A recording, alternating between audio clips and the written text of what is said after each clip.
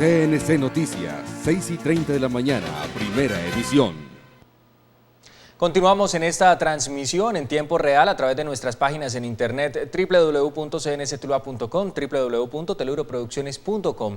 Damos la bienvenida al personero del municipio de Tuluá, el abogado Rubén Darío Benítez, para hablar de un tema también importante, tiene que ver con la ruta de atención integral de convivencia escolar. Bienvenido, personero, ¿cómo está? Llorales, muchas gracias, muy buen día, un saludo a todos los televidentes. Muy bien, trabajando en diversos temas sociales y este tema de gran importancia, sobre todo porque ayer se cumplió una reunión de socialización y sensibilización a todos los rectores, coordinadores, docentes de los colegios públicos y privados del municipio de Tuluá para avanzar en este tema. ¿En qué consiste la ruta de atención? ¿Cuántos o cuál será la población que se atenderá y cuál es el objetivo específico? Con esta ruta hay que atender los niños, las niñas y los adolescentes. Niños y niñas hasta los 12 años y los adolescentes desde los 13 años en adelante. Y estas rutas de atención integral de convivencia escolar hacen parte de una ley, la ley 1620, que fue aprobada por el Congreso en el 2013 y obliga a crear todo un sistema nacional para la atención de todos los conflictos que se viven al interior de los colegios. Y en este sentido, entonces, hay diferentes enfoques. Violencia intrafamiliar, que se detecta al interior del colegio, violencia sexual, que se detecta al interior de los colegios, y también los temas de conflictos entre estudiantes o entre estudiantes y docentes. El tema de bullying. El famoso bullying. De hecho, esta ley fue dictada cuando se comenzaron a conocer todos los casos de bullying. Entonces, define una ruta de atención y una responsabilidad de todas las entes del Estado para saber cómo atender, qué hacer, a dónde acudir y cuál es el procedimiento frente a la atención de los niños, las niñas y los adolescentes en el país. ¿Cómo está definido ese proceso de atención dentro de las instituciones educativas? Es decir, yo imagino, y cuando pasé por el colegio, cuando uno tiene ese tipo de inconvenientes, básicamente no los expresa. De pronto los da a conocer a través de los comportamientos que influyen en el rendimiento académico, pero entonces, ¿cómo se atienden? Allí hay una gran responsabilidad y una gran tarea que tienen nuestros docentes, una tarea más que tienen nuestros docentes, pero son de vital importancia porque es que allí es donde el docente detecta si el niño tiene problemas, si llegó golpeado, si llegó con un morado, si llegó con marcas, o si el niño está reprimido, está callado, que el docente comience a identificar qué le puede pasar a este niño y entonces acercar e identificar qué le pasa. Cuando un docente se da cuenta de una situación de estas, es cuando se activa esa ruta y entonces debe de identificar y remitirlo al comité de convivencia escolar dependiendo del caso, y aquí son 3 rutas diferentes. Si es un tema de bullying, porque está siendo acosado por los compañeros, porque está siendo presionado, golpeado por los compañeros dentro del colegio, es un tema que se lleva al comité de convivencia escolar de la institución educativa, del colegio. Y allí se aborda el procedimiento, se llaman los otros estudiantes y se busca que internamente en el colegio se pueda dar solución a este tema, si es de convivencia escolar. Pero si ya el niño llega con golpes, llegó de la casa, no es un tema del colegio, sino llegó de la casa. Es un tema familiar. Es un tema familiar. Y cuando es un tema familiar, la responsabilidad del docente, del rector o del directivo es de este niño orientarlo a la comisaría de familia o a la defensoría de familia del ICBF.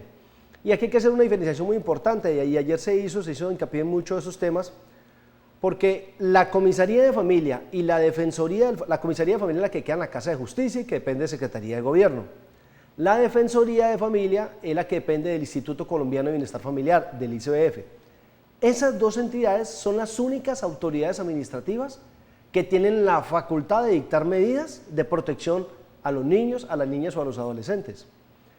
Y son medidas que son de obligatorio cumplimiento, son las únicas autoridades, medidas para restablecer los derechos de esos niños o niñas o adolescentes maltratados.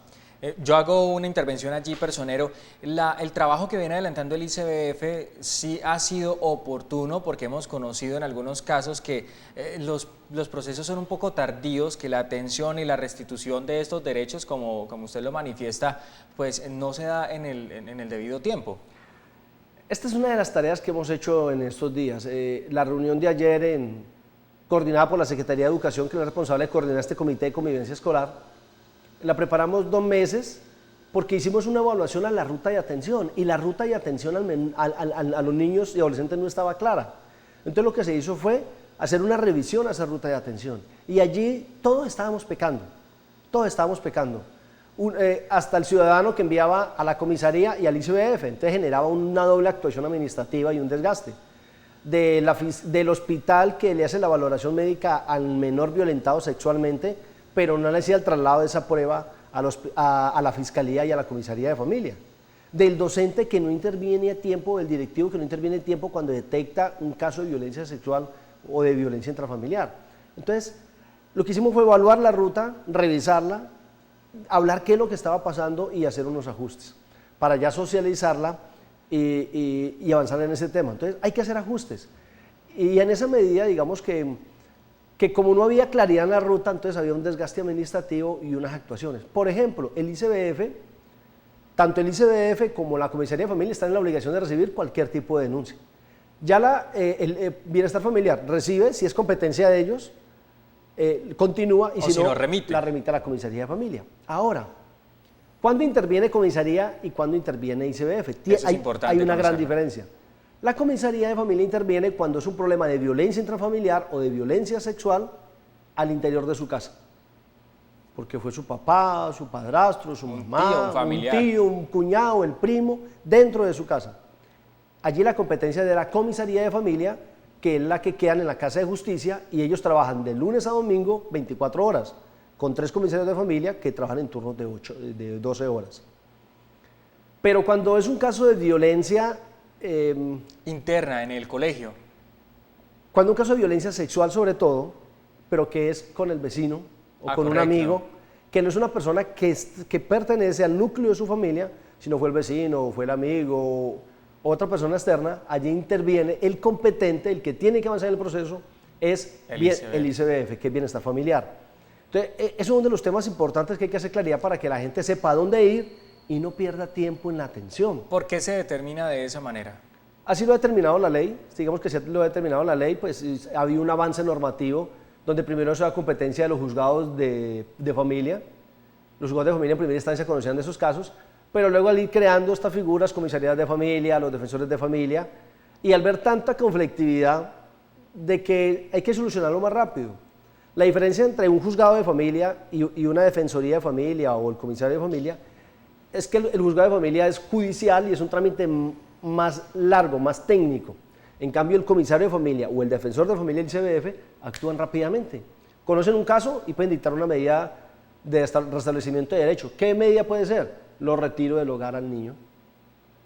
Lo retiro del hogar y se lo doy a unos familiares de él. ¿Quitando custodia de manera temporal? Sí, correcto. Le quita la custodia de los padres y lo pongo en un hogar sustituto. Eso es una medida de restablecimiento de derechos, que la puede dictar o el ICBF o la puede dictar la comisaría de familia. Ordenar a la EPS que le haga la atención y la valoración médica al menor, de remitirlo a la fiscalía. Esa es una medida de restablecimiento que dictan de manera directa. En un juzgado que ya es un tema judicial más técnico, más especializado, pues es más dispendioso.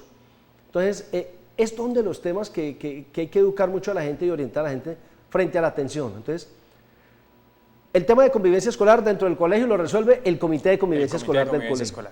Y una segunda instancia es el Comité Municipal de Convivencia Escolar, donde hacemos parte educación, gobierno, ICBF, fiscalía y personería, y rectores de los mejores colegios de Tuluá. Por ejemplo, allí participa la rectora del Julia Restrepo, que es la institución con mejor IFES en Tuluá. Es decir, que no todos tienen el acceso a pertenecer a esa mesa, al comité municipal. Comité. No, correcto. Al comité hay representación de todos los sectores. Y está, por ejemplo, del sector privado, los colegios privados, está la rectora del colegio bilingüe. Entonces, allí se trabajan todas las políticas y qué hacer en los colegios, qué hacer al interior de los colegios, porque estamos viviendo mucha conflictividad en los colegios. El tema de bullying, el tema de amenazas, el tema de sustancias psicoactivas, el tema de violencia. Entonces, ¿cómo solucionar esos conflictos? Porque también lo decían ayer los profesionales de educación que acompañan el proceso. Cuando un niño, una niña, un adolescente llega con conflictos al colegio, es porque en su casa hay conflictos. Entonces, eso se debe identificar. Si hay un niño conflictivo en el colegio, muy seguramente algo está pasando en su hogar. Entonces, ahí es donde tiene que venir a intervenir el Estado. Está claro entonces esto de los problemas que atiende como tal el comité interno, el comité escolar, que tiene que ver con lo que sucede allí como el bullying. Está claro los temas o aspectos que atiende el ICBF y la comisaría de familia. ¿Qué otros temas se abordan dentro de la ruta de atención? El tema de la violencia sexual. Y este tema fue uno de los que abordamos en estos 2 meses, Jonales, porque ha habido incrementos de casos de violencia sexual en el municipio de Tuluá. ¿En qué porcentaje? Creo que, no sé cifras precisas, pero estamos hablando de casi un 300% de este año. Mucho. Y la intervención principal ha tenido el Instituto Colombiano de Bienestar Familiar, que es un tema que alertó y puso en alerta esta ruta, y de revisar qué es lo que está pasando y reactivar y evaluar la ruta.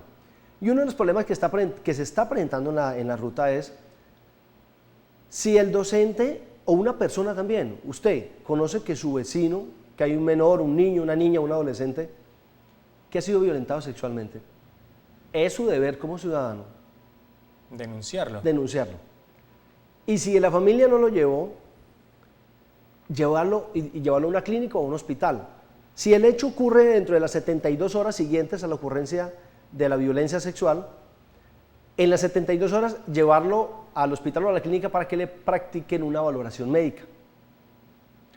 Y esta valoración médica, la clínica o el hospital y el médico que atienda a este menor debe dar una cadena de custodia de esa valoración médica y enviar eso a la fiscalía para que inicie un proceso penal contra los responsables, o si fueron los familiares o si fueron los vecinos, pero si es dentro de las 72 horas. Directamente a la entidad de salud, y la entidad de salud ya se encarga de darle custodia a esa prueba y mandarlo a la fiscalía, a comisaría o a defensoría si fue un caso de violencia intrafamiliar o si fue un caso de violencia de un vecino. Personero, ayer con esta socialización usted menciona que hubo diferentes ajustes, pero yo pregunto, ¿esto es un tema más de falta de capacitación o de iniciativa propia por parte de cada una de las personas que integran esta mesa, desde los directivos, desde los maestros que hacen parte de las mesas internas en las instituciones? Hubo una docente orientadora de las que tienen todos los colegios que nos dijo, no, la ruta está funcionando bien desde el 2013.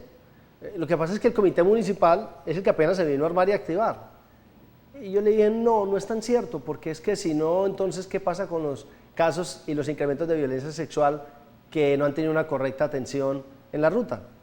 Y además hemos conocido otros casos de violencia en el interior de los colegios que no ha sido visible y que no se está atendiendo. ¿Cómo cuáles? Porque no están llegando a nuestra ruta de atención. Por ejemplo, los casos de un estudiante que tuvo que irse de la ciudad porque fue amenazado por sus compañeros por un tema de sustancias alucinógenas.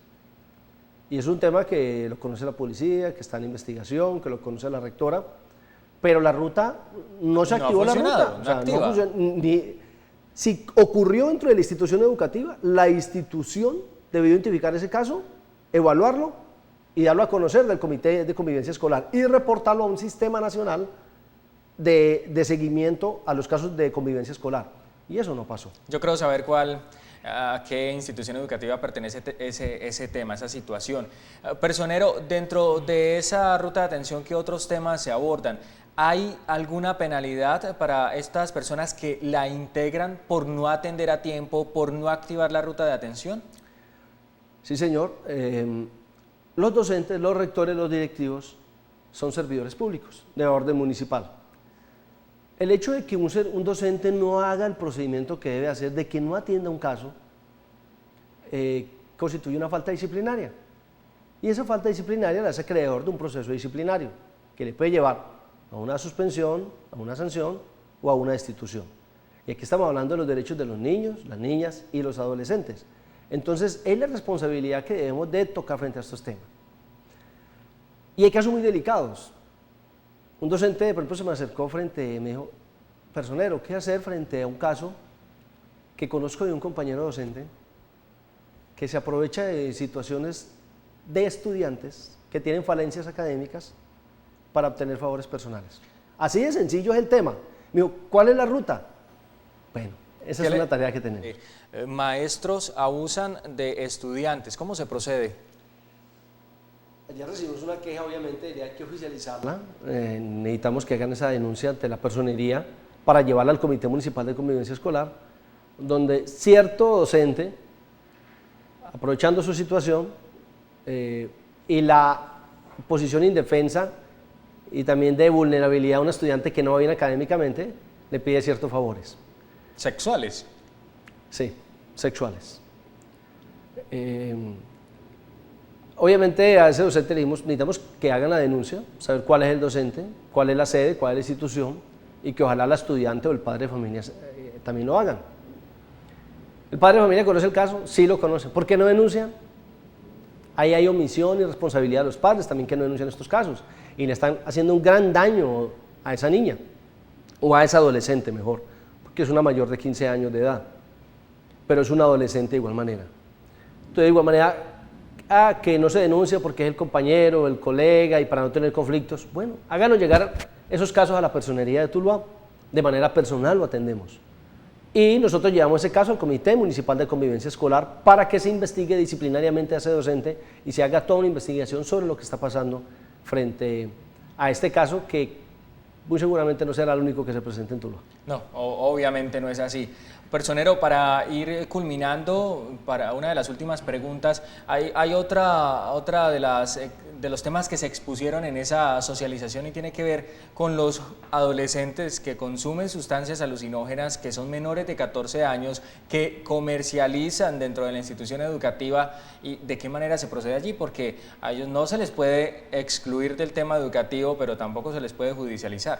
Sí, ese es un tema bien complejo, además, porque los mismos rectores han dicho, tenemos esa grave problemática y no sabemos qué hacer con esos estudiantes. Hay una propuesta de que se trabaje con Secretaría de Salud y el municipio de Educación, de tener como un centro transitorio de atención a esos estudiantes, para que continúen en el sistema escolar, pero para que avancen en un proceso de recuperación, de desintoxicación. Pero hay un tema bueno, ¿y qué pasa con los menores de 14 años? Ahora, porque también con esos consumidores ya se están volviendo en expendedores dentro de los colegios. Ya cuando usted pasa del consumo al expendio, ya eso se convierte en un delito, que para el caso de los menores se llama una contravención, y entonces ya ellos pasan a ser sujetos del sistema de responsabilidad penal, y entonces ellos sí podrían ser excluidos del colegio y llevados a un centro, a un valle de Lili. Pero, ¿y qué pasa con los menores de 14 años? Los menores de 14 años son inimputables, o sea, no son sujetos de obligaciones, porque son menores de 14 años, así lo establece la ley. ¿Qué hacer con esos menores? Fue otra de las grandes preguntas. En ese tema también hemos avanzado porque es una situación que está presentando en barrios de Tuluá, donde también son utilizados los menores de 14 para la distribución y venta de drogas. Y como un menor de 14 años usted no le puede hacer nada, entonces simplemente hay que darlos en libertad. Pues bien, con el ICBF hemos avanzado en estos temas. Desde Cali hemos tenido una asesoría de que, si bien es cierto, no se le puede sancionar o iniciar un proceso de contravención, sí lo que se hace es retirar al menor de su hogar y llevarlo a un hogar sustituto como medida de protección, no de sanción, sino de protección, y se retira a ese menor de su hogar y se lleva a un hogar sustituto del ICBF. Entonces sí hay actuaciones y sí hay procedimientos que se pueden adelantar para evitar que en colegios pase esto y también que en los barrios esté pasando estas situaciones. Todos estos temas finalmente, Jonales, porque se llegó al tema de que todas estas situaciones de convivencia escolar generan violencia y generan conflictos. Y nos decía un rector que no saben cómo manejar esos conflictos al interior de los colegios. Que hay muchos conflictos y que a veces no tienen las herramientas para trabajar esos conflictos.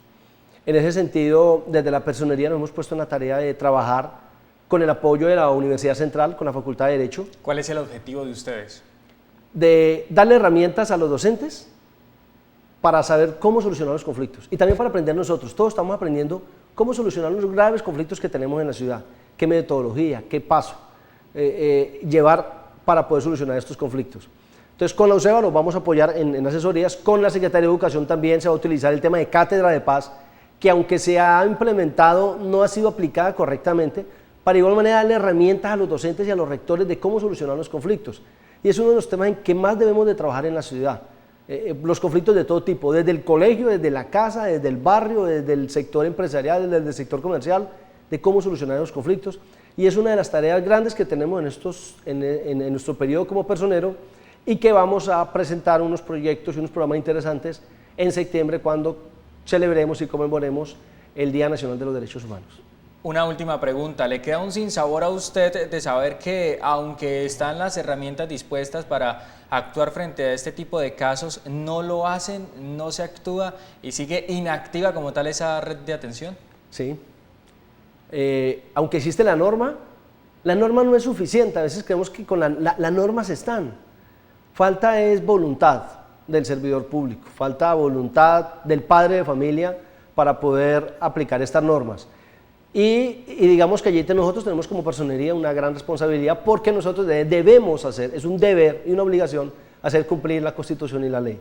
Entonces, existe la ley, vamos a generar, a socializar, a orientar, a educar a la gente para que apliquemos las normas. Y si no aplicamos las normas, tenemos que proceder ya de manera disciplinaria. Personero, muchas gracias por haber estado en CNC Noticias Emisión Matinal.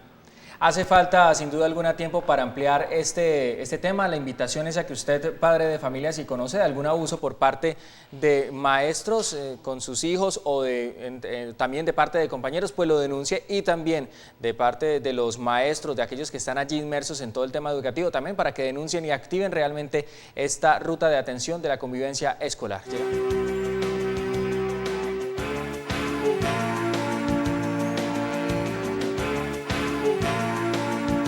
CNC Noticias, 6:30 de la mañana, primera edición.